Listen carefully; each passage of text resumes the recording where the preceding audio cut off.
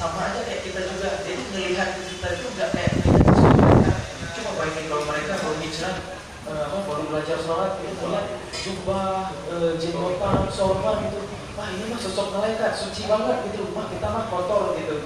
Jadi mereka risih dan gak nyaman gitu. Saya mau fasilitasi itu supaya mereka nyaman dulu di masjid gitu. Dan alhamdulillah ternyata itu efektif gitu. Dan mereka bangga malah senang gitu. Itu sebenarnya itu hanya pelengkap ya. Lebih dari itu memang kita lebih fokuskan kalau mereka ada kesempatan jamaah di masjid, bagaimana imam-imam yang suaranya bisa bagus, bisa membawakan Al-Quran dengan powerful, seperti murabi saya Ustaz Fuhanan. Kalau beliau imam, kalau dia mulai pasti jamaah semua nangis. Semuanya nangis dari kecil dan kebanyakan anak muda sih. Apalagi sama di doa-doa kunutnya, beliau lebih tangisnya itu lebih histeris lagi satu masjid itu bisa meraung-raung gitu. Kalau saya nggak ada apa-apanya lah gitu dibandingin beliau, saya itu masih belajar. Karena beliau lulusan Al-Azhar Mesir, lulusan tafsir Quran. Beliau sama-sama orang Aceh dari saya, cuma saya baru ketemu di Bandung sama beliau. Nah, kemudian beliau juga memiliki suara merdu. Beliau pernah juara nasional Dewan Al-Quran kanak-kanak dulu waktu kecil, juara 1 nasional. Itu salah satu mukjizat yang dikasih sama Allah ke beliau. Orang tua beliau itu pernah berdoa waktu masih kandungan, ya Allah saya pengen punya anak yang Polri juara nasional. 11 tahun kemudian kejadian sama beliau gitu. Dan memang dahsyatnya doa orang tua sih. Tidak dapat dipungkiri juga saya hari ini gitu dengan segala macam, dengan karir, dengan amanah dakwah dan lain sebagainya, itu tidak terlepas dari doa orang tua. Kalau saya tanyain sama orang tua itu selalu kasih tahu, selalu Umi doain. Kan saya tinggal Umi ya, kalau ayah saya udah almarhum waktu saya SMA. Jadi nah itu pentingnya kita sebagai anak juga harus memanfaatkan ini selagi orang tua kita masih ada, kita harus berbakti, kita harus doain mereka supaya kita sehat. Karena kan orang tua itu kan sumber rezeki dunia akhirat kita ya. Rezeki nggak cuma materi, keberkahan hidup, kesuksesan, segala macam lah. Dari akhirat kemudahan surga itu lewat orang tua.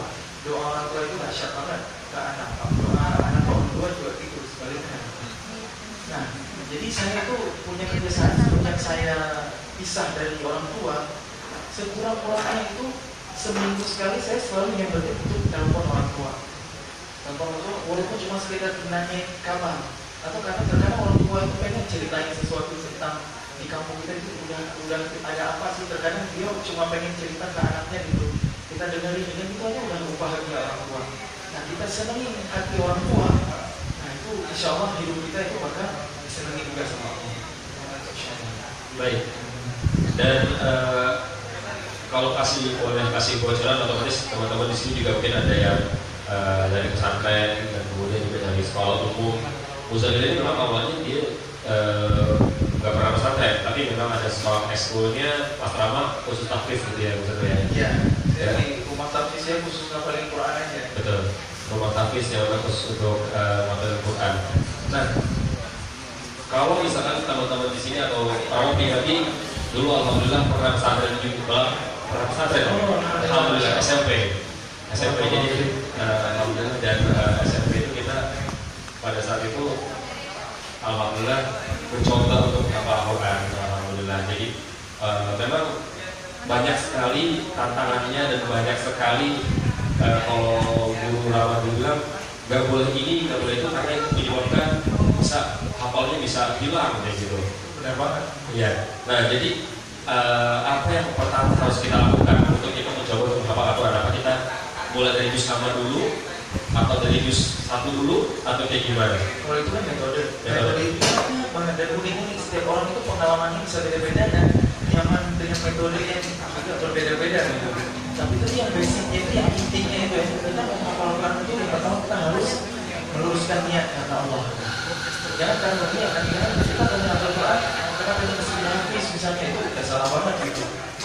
Kita pertama luruskan niat karena Allah. Kita menyadari bahwa apabila Al-Quran itu luar biasa gitu, menjadi ahlullah di akhirat nanti, bisa ngasih mahkota cahaya kepada kedua orang tua, derajat surga kita ditinggikan sesuai dengan ilmu Al-Quran yang kita hafal di dunia, yang kita lantunkan di dunia gitu, step-step surga gitu.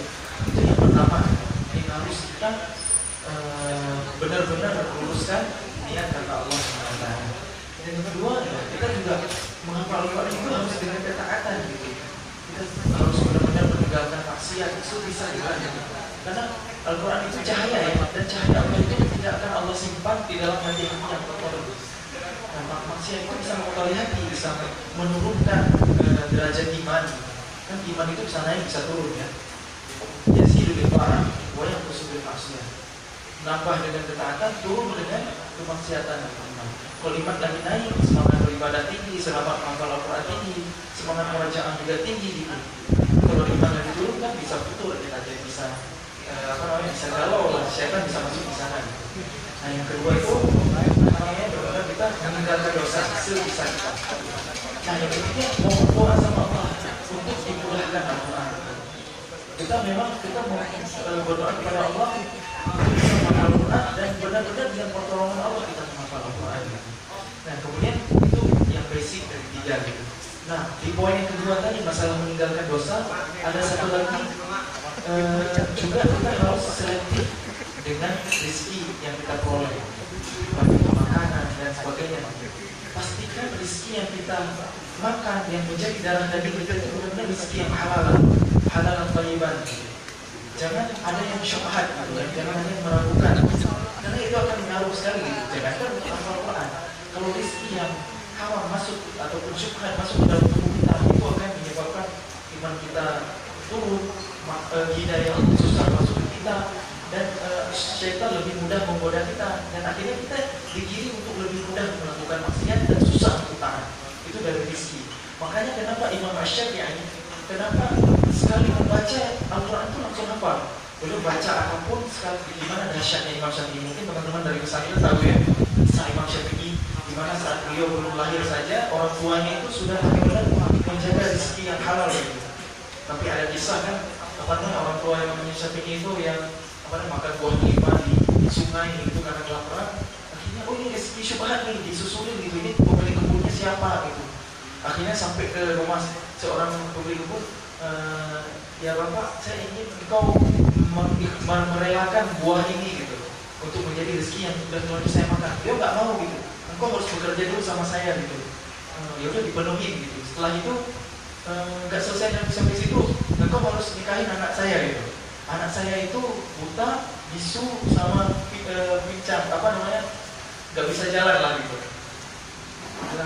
Akhirnya demi mendapatkan rezeki yang dihalalkan itu, beliau penuhi gitu. Setelah menikah ternyata istrinya cantik, sempurna segala macam. Kenapa? Apa maksudnya gitu? Apakah berbohong? Ternyata bukan. Ternyata buta dari melihat maksiat gitu, bisu dari membicarakan dosa, riba, namimah dan lain sebagainya gitu. Fitnah itu jauh, dan data, dusta itu jauh gitu. Kemudian pincang, misalnya nggak bisa jalan dari ke tempat-tempat yang maksiat gitu. Artinya terpelihara. Nah dari dua orang ini, tua yang luar biasa ini lahirlah seorang Imam Asy-Syafi'i yang menjadi madhab umum di Indonesia gitu. Yang paling mayoritas di Indonesia kan fikihnya itu ngambil kan Syafi'iyah gitu. Dan yang saya perhatikan di Banjar ini juga mazhabnya juga Syafi'iyah gitu. Saya di Aceh juga Syafi'iyah. Tapi tidak masalah dengan mazhab, tapi yang intinya kita perlu belajar dari seorang Asy-Syafi'i. Bagaimana Imam Syafi'i itu bisa menghafal Al-Quran dengan cepat. Suatu ketika beliau mendapatkan kesulitan dengan hafalannya. Beliau mengadukan dengan Imam Ahmad gitu. Ya Syekh, saya ada masalah dengan hafalan gitu. Ada mudah dilupakan Allah gitu. Jadi kita bukan lupa dengan Al-Quran, tapi dilupakan Allah karena kita tidak dijaga. Tapi ini Syafi'i ini ada error dengan hafalannya gitu. Ketika ditanya kenapa nih, apa dosa apa yang sudah kamu lakukan? Ternyata setelah diingat, Imam Asy-Syafi'i itu pernah tidak sengaja melihat betis seorang wanita yang disikat pakaiannya oleh angin gitu. Betis seorang wanita tua lagi gitu. Nah itu ternyata itu kemaksiatan yang Allah tidak ridho. Akhirnya itu berpengaruh kepada orang dia. Kemudian nggak usah jauh-jauh teman-teman. Mungkin saya pribadi kita yang di zaman sekarang mungkin udah lazim sekali gitu. Aurat terbuka di mana-mana, yang mengumbar orang misalnya ya. Mungkin pandangan kita di zaman sekarang memang lebih berat gitu. Kita belum menjadi seorang hafiz Quran, tapi kita hidup di tengah-tengah realitas zaman yang kayak sekarang.